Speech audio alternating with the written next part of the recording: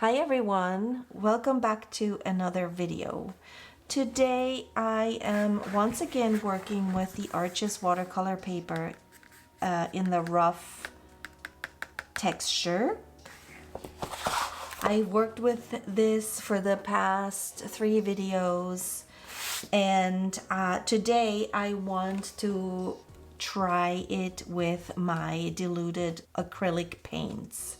So all this is acrylic paint, like your run-of-the-mill acrylic paint. Let me show you. The Liquitex Basics. And then I put just a little bit of it in these bottles and I added quite a bit of water to make it really runny. And then I can use it almost like watercolors. I have some fresh water here to the side. So I'm just gonna put quite a bit of water on this paper to begin with, so that I can just plop in the colors and see what happens.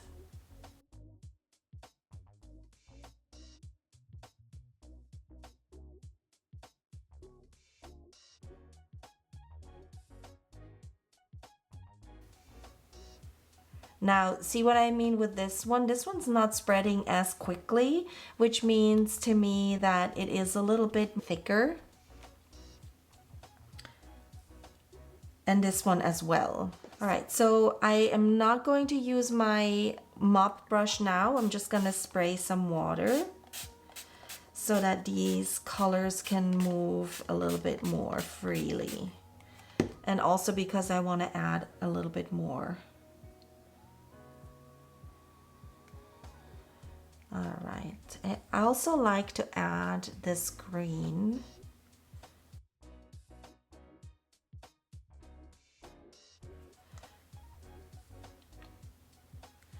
Okay, then I'm gonna put this one aside. I tend to want to play with the water and the colors as they are drying. So I like to move my paper around and just let it do its thing. But I do want to try, whoops, and keep as much of the color on the paper. And I'm also really trying hard not to fill up the whole page.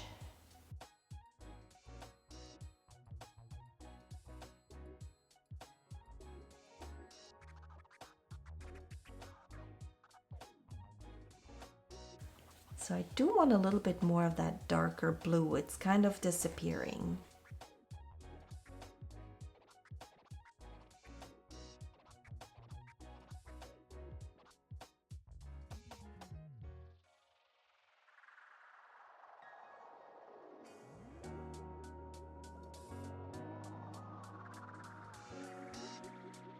Let me explain what I'm doing. I'm kind of liking the darker edge over here and the lighter edge over here. So I'm gonna try and keep it like that and add some more of the lighter color over on this side. I also, if it doesn't move, I tend to just spray it with a water bottle. And also sometimes I like when I don't have hard edges. And I also like this color down here.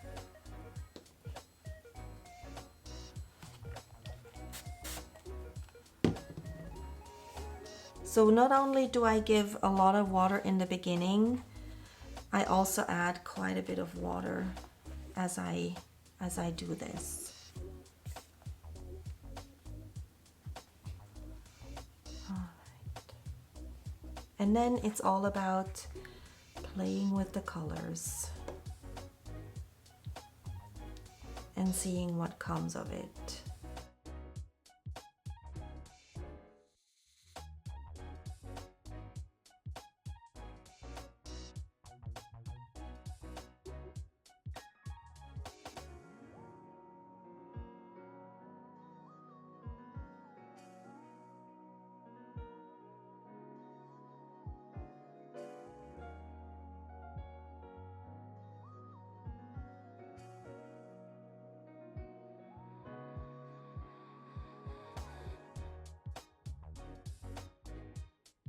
I like this paper for this particular technique because the normal one, 40-pound paper, will really start to buckle and the colors will kind of collect in the middle.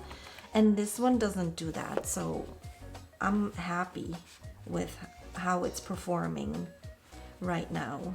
All right. I think I might just work with this a little bit more and tilt it and until it's a little bit more dry, and then I will let it sit and dry completely.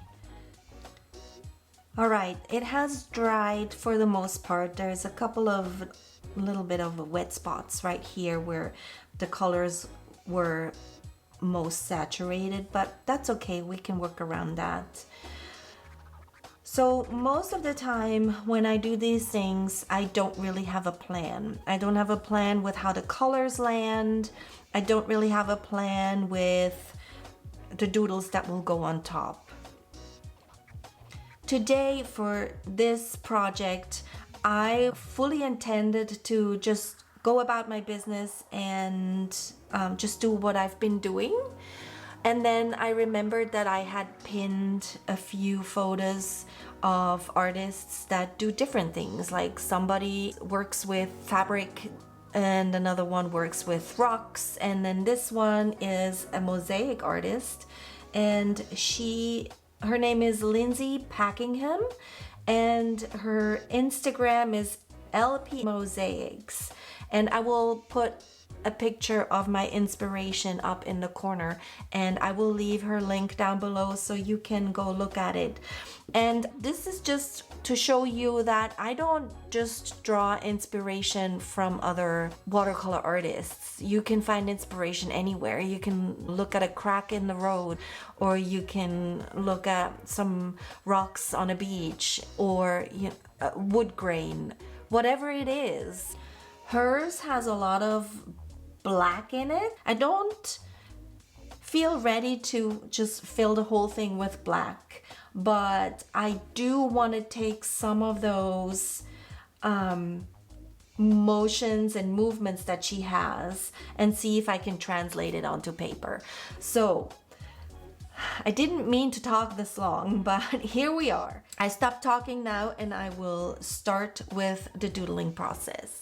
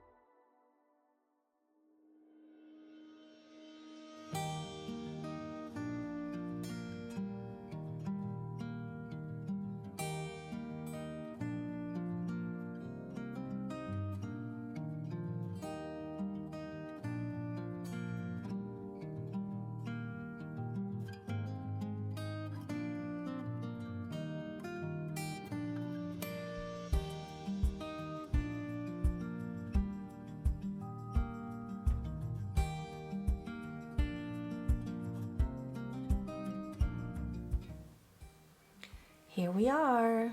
I'm gonna put this to the side so I can put the original right next to it so you can see how it turned out and maybe see what kind of inspiration I took from the original piece. I did add a few more details, such as the dots, the golden dots